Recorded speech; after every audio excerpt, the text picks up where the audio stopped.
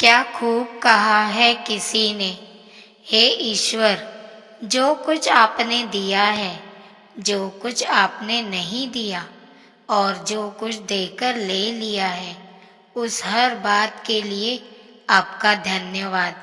जो कुछ आपने दिया है वह आपकी कृपा, जो कुछ आपने नहीं दिया उसमें हमारी भलाई, और जो कुछ देकर ले लिया है वो हमारा इम्तिहान। हेलो दोस्तों, मैं हूँ लीना नानकानी। स्वागत है आपका मेरे चैनल पर। सुनाती हूँ एक छोटी सी कहानी। एक बार की बात है, एक महान जादूगर जीवन के अंतिम क्षणों में अपने बेटे को बुलाता है। वह अपने बेटे को चांदी के सिक्कों से भरा थैला देता है और कहता है, जब भी इस थैले से चांदी के सिक्के खत्म हो जाए, मैं तुम्हें एक प्रार्थना बताता हूँ। उसे दोहराने से चांदी के सिक्के फिर से भरने लगेंगे। और फिर उसने बेटे के कान में 4 शब्दों की प्रार्थना फुसफुसाई और हमेशा के लिए इस दुनिया से विदा हो गया। सिक्कों से भरा थैला पाकर बेटा आनंदित हो उठा और उसे खर्च करने में लग गया। वह थैला इतना बड़ा था कि उसे खर्च करने में कई साल बीत गए, परंतु बीतते बीतते वह प्रार्थना भूल गया। जब थैला खत्म होने को आया तो उसे याद आया कि उसके पिता ने उसे कुछ महत्वपूर्ण बताया था। उसने बहुत याद किया, पर उसे प्रार्थना याद नहीं आई। वह मदद के लिए लोगों के पास गया। उसने अपने पड़ोसी से पूछा, क्या तुम किसी 4 शब्दों की प्रार्थना जानते हो? पड़ोसी ने उत्तर दिया, हाँ, ईश्वर मेरी मदद करो।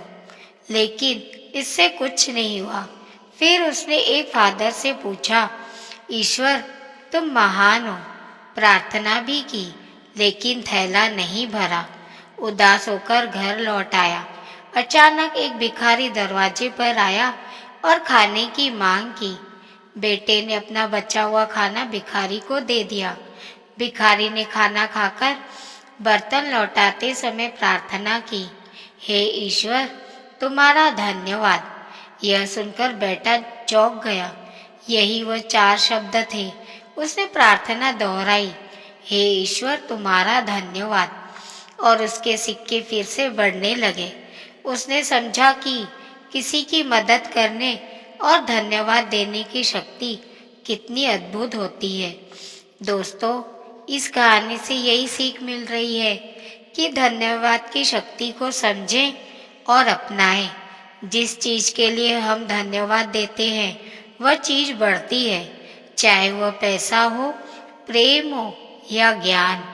धन्यवाद प्रकट करने से हमारे जीवन में सुख और संतोष बढ़ता है।